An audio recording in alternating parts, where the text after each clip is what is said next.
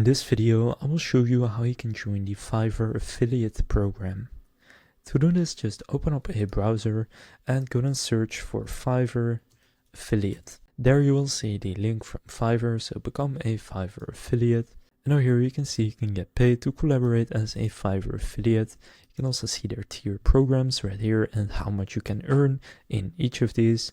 For example, in the first tier you will get a one-time $30 bonus and you also get commissions. So if you want to go and join on the Fiverr affiliates website, just click join now.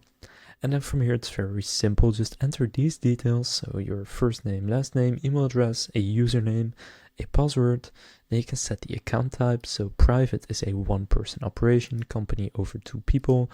If you're a Fiverr seller, you can add your Fiverr username right there. Then they'll ask if you have a main source of traffic, and if you do, they will ask for the URL to the traffic source. And then enter your country and your language. Now they have Skype right here, but if you don't have Skype, you don't have to enter that.